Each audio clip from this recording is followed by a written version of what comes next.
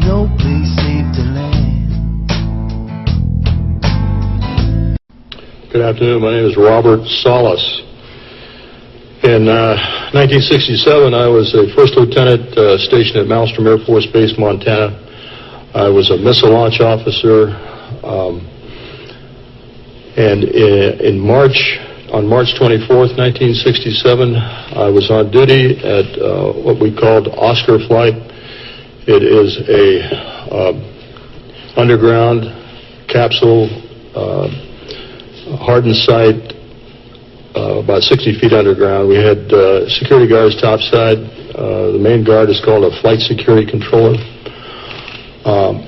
My commander at the time was Lieutenant Fred Mywald, now retired Colonel Fred Mywald. Sometime in the evening hours on March 24th, I received a call from one of my topside guards, the flight security controller, stating that they had been observing strange lights in the sky making odd maneuvers and wanted to report it. I thought it was kind of a strange report, but I took it seriously.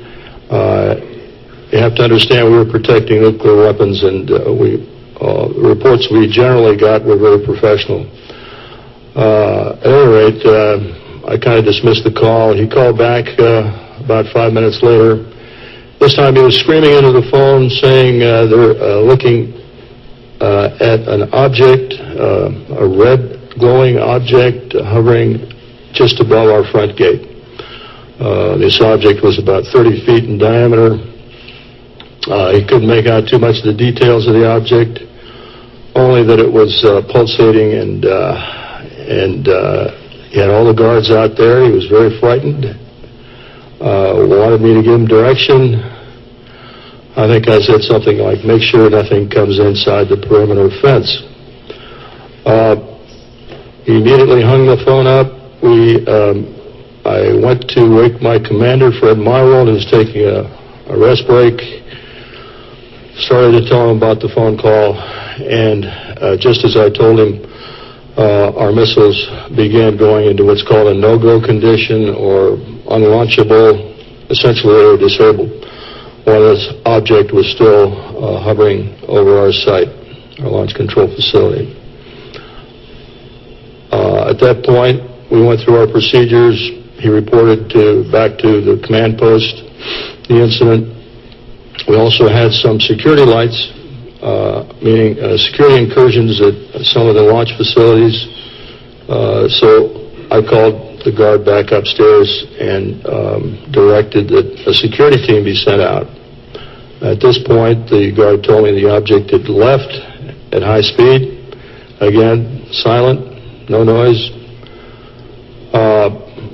The security guards got out to the launch facility and reported back that they were seeing this object again. They also lost radio contact. This incident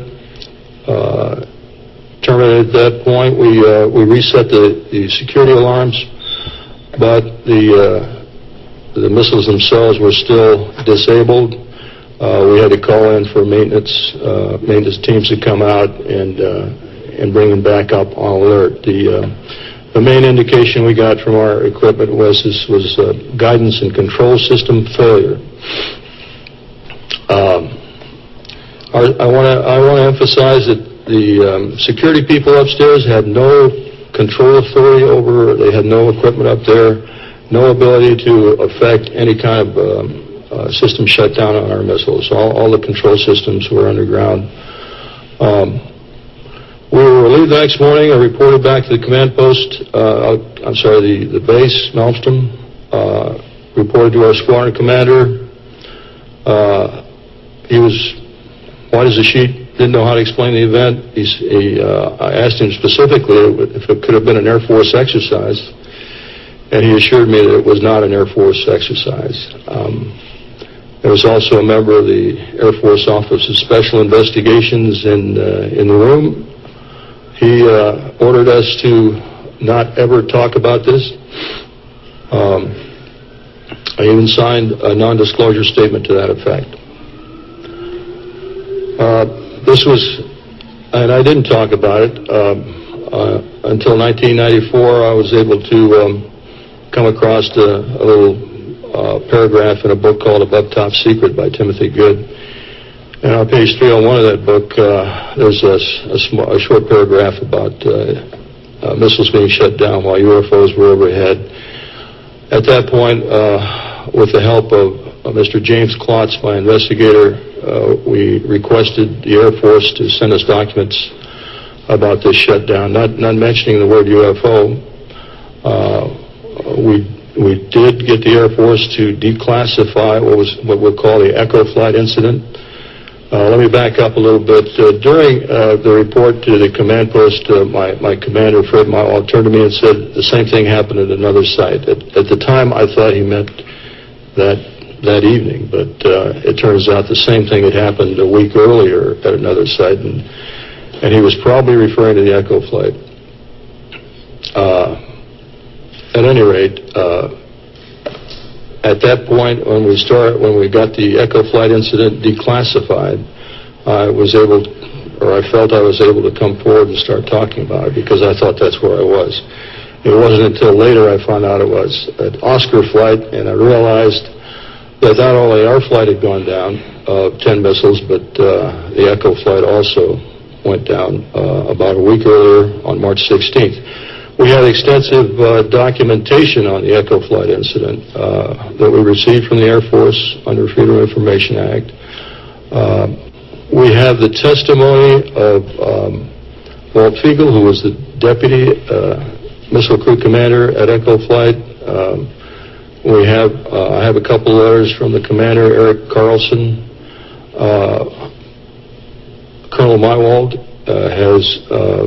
gave me a telephone interview about this in 1996, and I've got that on tape, and he's given me permission to use that. So we've got audio recordings of some of these witnesses. We've got written statements. We've got documentation from the Air Force.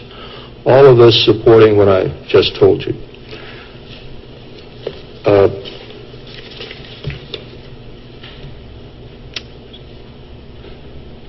I'll have more to say a little bit later about where I think we should go from here, but right now I'll turn it over to the next speaker.